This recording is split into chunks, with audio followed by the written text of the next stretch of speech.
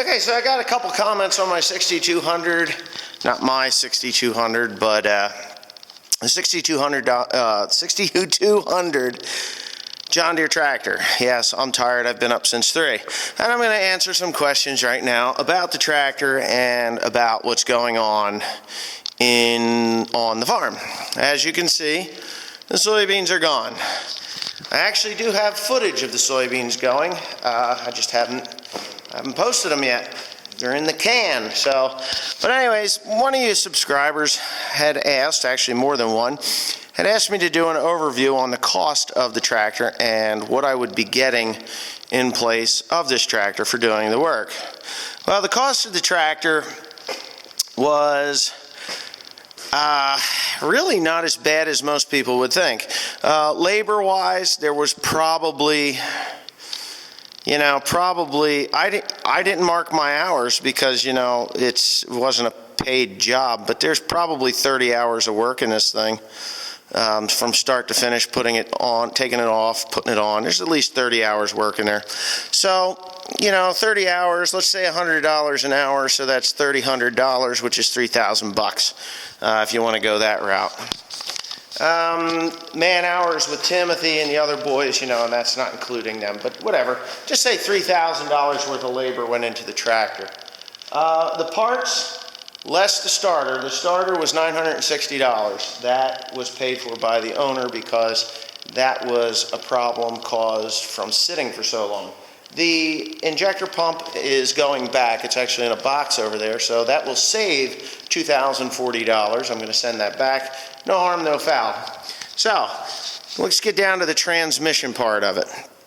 I didn't have to change the oil because the oil was clean, and there's no need to change oil. I know these mechanics and stuff will say, oh my God, if the oil's been in your car for 6 months, then it's gone bad and you have to get new oil.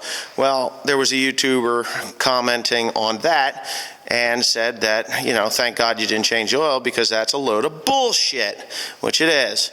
The parts for the transmission, they cost almost $900 for the plates and the gaskets and the other things that I put into it. So the total cost of the tractor was, it's like $960 for, just say $1,000 for the starter, just to round things up, and $900 for the parts. So we're looking at $1,900, which is more or less, right around $1,900 for parts. There was other supplies that I had bought, like starting fluid to clean it with, and there was a gum cutter to get in there and do that, and of course there was some sealants and other things, plus the 15 gallons of hydraulic oil that went into this tractor. So probably the total cost of the repair job was about half of what John Deere had quoted the owner of the tractor at about, between, with my labor and the other parts and pieces that went into it, about $6,000 is what it cost to rebuild this tractor. Now, what I'm getting in place for doing the work is a 955L Caterpillar track loader with a bad head. And you're probably thinking, what are you, fucking crazy? You're getting a 955L Cat track loader with a broken head. Well, I've got a head bought for it already with new injectors, and I've paid $1,200 for the head. So that's all ready to go. Now, the plus side of this thing is I got places that need to be pushed out and bushes and things that need to be cleared, fence rows, and whatever holes I need to dig, like for the bodies after I do some murderous activity. I can dig a really deep hole and bury them, and nobody will ever know. So anyway, so that's what I'm getting in place, for doing the work. Will I buy this tractor? Well, the tractor's not big enough for me.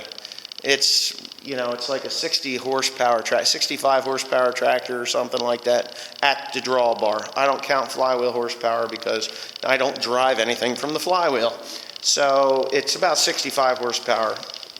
Too small. I could rake hay with it, I guess, but I'm not going to rake hay with a little tractor that's open like that. I got the 4230 for that. And that tractor is what? What is that tractor? 95 horsepower? 4230, 100 horsepower. It's 100 horsepower, so I'm not going backwards or smaller. And it's not for sale. So you can't buy something that's not for sale. So that's what that is. What else? Somebody asked me what else with this tractor. Oh, that it was a big tractor. Well, yeah, it's sitting over there in the corner, it looks like a little garden tractor. And I'll agree, it's just tiny, you know, till you get up on it. And it is. It's actually bigger than what it looks. And, you know, it'd be okay for, if it had ag tires on it, it would be okay for pulling hay wagons, maybe possibly baling with little baler. You could bale with it. You're not going to go on any hills with it because you'll tip over and die. But, yeah. So that's the overview of the tractor. And like I said, it really wasn't as hard as it looked, and the series did seem to drag on for quite a while because I went on vacation for 20 days. And then after that, it was about 5 days before I got back at it. And when I got back at it, it was just, I don't know, we had it pretty well running within a day. I mean, we fiddled around with it a little one day and fiddled around with it a little another day, so, you know, and then, of course, the PTO thing was the final thing. But yeah, there it is. Anyways, if you like the video, please comment, rate, and subscribe for more. And don't forget to check out OneLonelyFarmer.com. The link is in the description below. T-shirts are on there, so buy your T-shirts. They're really high quality. They will last you a long time. So, thanks.